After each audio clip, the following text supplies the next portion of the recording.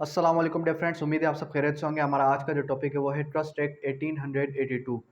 Simply introduction करेंगे आज कि ट्रस्ट एक्ट 1882 है क्या, इसकी डेफिनेशन और इसकी क्लासिफिकेशन और साथ ही साथ इसकी kinds. First of all, definition.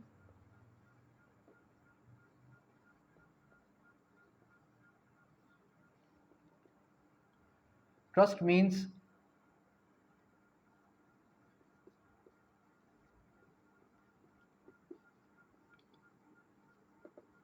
To believe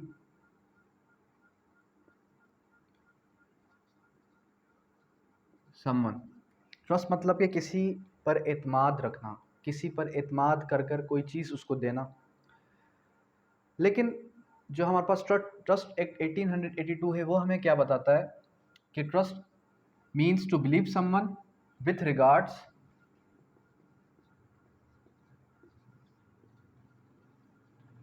of agreement. It means कि अगर आप किसी के साथ ट्रस्ट क्रिएट करते हैं तो उसका एग्रीमेंट होना नेसेसरी है। विदाउट एग्रीमेंट आप उसको जो है सू नहीं कर सकते। अब अगर हम ब्लैक्स लॉ डिक्शनरी को देखें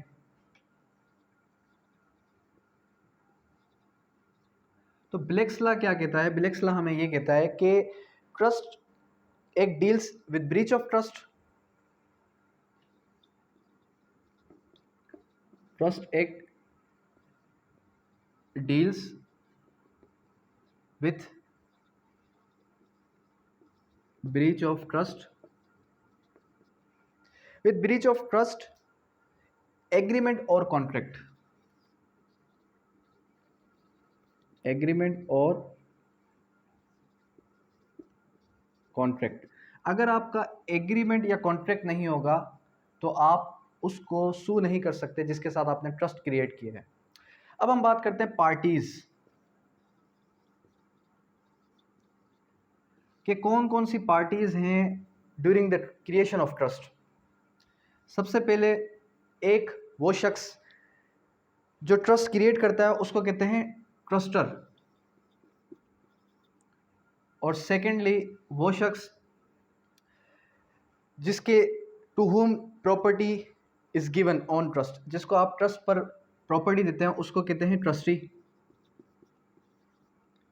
और जो उस प्रॉपर्टी का बेनिफिट उठाएगा आगे चल के, जिसके लिए आप ट्रस्ट क्रिएट कर रहे हैं, होल ट्रस्ट जिसके लिए क्रिएट हो रहा है, उसको कहते हैं बेनिफिशियरी।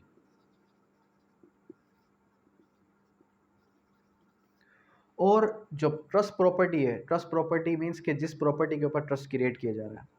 फर्दर हम देखते हैं classification.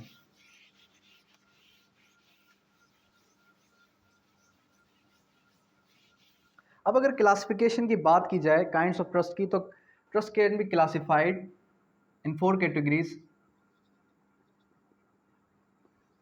It can be classified, classification of trust,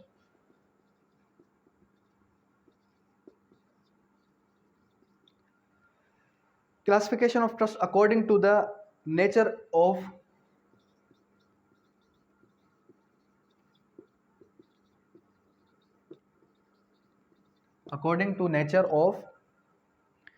duties of trustee।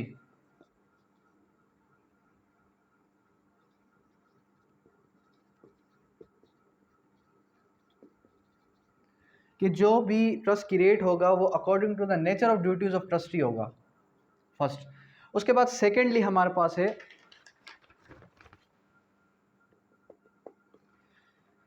Classification of trust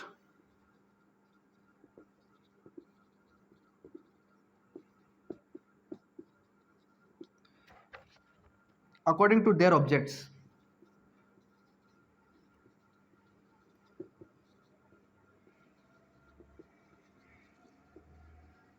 उसके ऑब्जेक्ट्स पर ट्रस्ट, जो क्लासिफिकेशन होगी ट्रस्ट की वो होगी अकॉर्डिंग टू देयर ऑब्जेक्ट्स। उसके बाद थर्ड है हमारे पास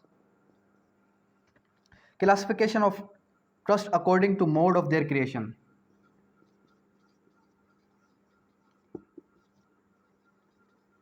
मोड ऑफ देयर क्रिएशन। उसके बाद फोर्थ कैटेगरी आ जाती है हमारे पास classification of trust in reference of consideration.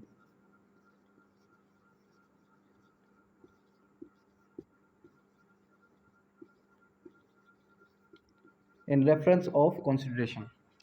Consideration means के मुआवजा, जो हमने डिस्कस किया था कि कॉन्ट्रैक्ट एक्ट के अंदर consideration, there must be consideration to fulfil an contract.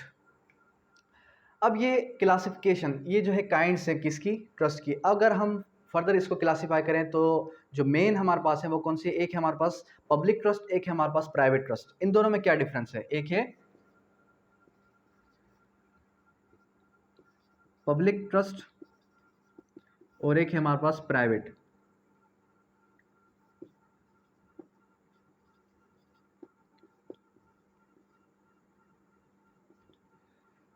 Public trust क्या होता है, पब्लिक ट्रस्ट ये होता है कि for the benefit of public at large, आप पूरी की पूरी पब्लिक के लिए कोई एक ट्रस्ट क्रिएट करना चाहते हैं, जैसे ईदी, वेलफेयर, वेलफेयर जितनी भी ऑर्गेनाइजेशन है ये क्या है, पब्लिक ट्रस्ट।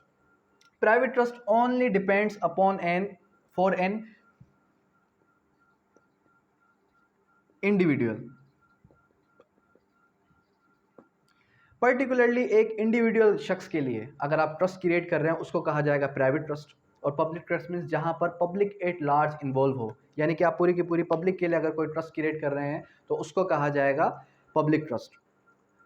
अगर हम ट्रस्ट एक्ट 1882 को देखें तो वो किस चीज़ के साथ डील करता है, वो डील करता है कि अगर आप किसी को सू करना चाहते हैं, अगर आप जो है किसी के साथ ट्रस्ट क्रिएट करना चाहते हैं अकॉर्डिंग टू लॉ, तो आप उसके साथ एक पर्टिकुलरली एग्रीमेंट करेंगे। और फर्दर इसके अंदर हमारे पास ये क्या क्या ड्यूटीज़ लाइबिलिटीज़ हैं ट्रस्टर की और ट्रस्टी की, ये बताया गया। उसके बाद क्या क्या ऑब्लिगेशंस है हमारे पास बेनिफिशियरी की, वो बताया गया है। फर्दर इसके जितने भी रेलेवेंट प्रोविजंस हैं वो भी हम डिस्कस करते चलेंगे। तो आज के लिए इतना ही। अगर इसके रिगार्डिंग कोई भी क्वेश्चन है तो आप कर सकते हैं। Thank you, that's all.